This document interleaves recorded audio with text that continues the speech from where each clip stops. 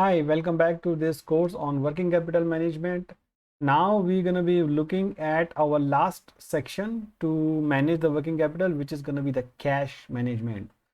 That is quite a important thing for us to understand how the cash management is done. So let's look at it by starting to understand what is cash management and what are the key terms that we use in cash management. So motivation for holding the cash is really to maintain the transaction balance.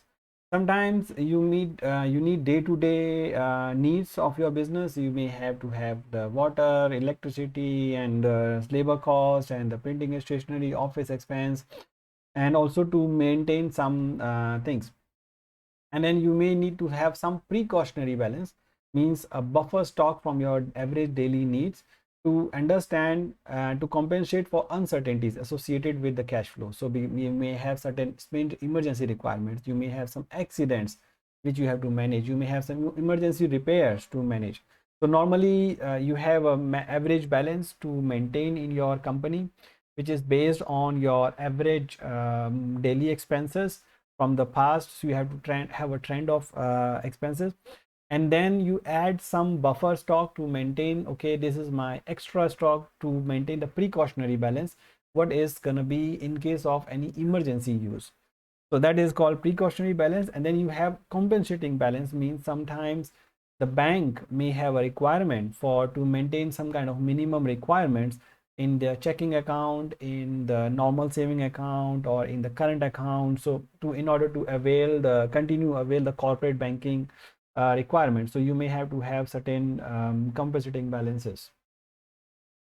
And then you have to have certain times. So basically in managing the cash, you have to understand what is your cash holding days. So how you get the cash holding days is cash balance divided by the average cash expenses plus the average supplier payments. So you are managing those things to your understanding, like just like the inventory and just like the receivables. You need to understand how long cash you are holding at this point of time. Is it too much or is it too less? So depending on the company policy, depending on the average industry, you can look at your competitors, you can look at your other similar companies in the industry to really understand, are they also maintaining that kind of cash, and what is the minimum requirement for you.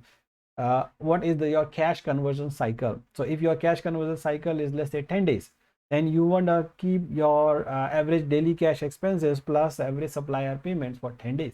The rest after that, because you're going to get the cash anyways after your cash conversion cycle.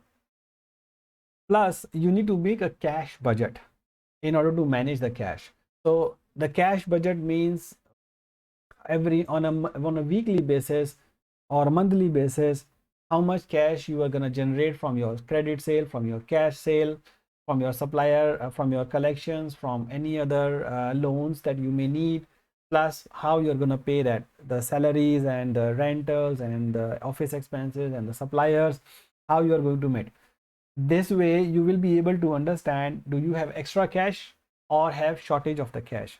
So if you do it by week, then you will be able to understand and stretch it out and say, okay, I need the cash maybe in the 6 month or in the 3 months time or in 1 month time. How much do I need, so that you can arrange from your finances, or from delaying your supplier payments, or giving the cash discount to your customers, get the extra money in the faster. So this way you can manage the cash flow easily. If you have extra cash, you have to invest it. If you have shortage of cash, you have to borrow it. So that's how you really maintain the cash. There's no other secret about it. The cash, the compensating format is same as we prepare for the cash flow for financial statements. So you have that. It's very simple. You need to have your cash income first, cash from the sales, cash from collection from supplier, from customers, and then you have your expenses, your salary expense, your utility expense, your rental expense, your office day-to-day expense, plus your supplier payments. That will have your cash requirements. Net balance, you will say, is it plus or it's a minus.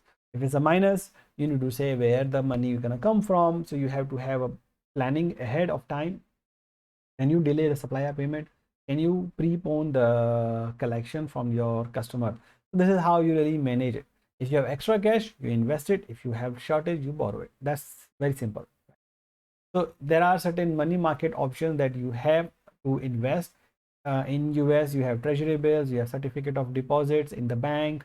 You can keep the money into the banks, and you can have a banker acceptance, or you can have repurchase agreements, and you may buy commercial papers, you may buy short-term tax exempt debt or other bills.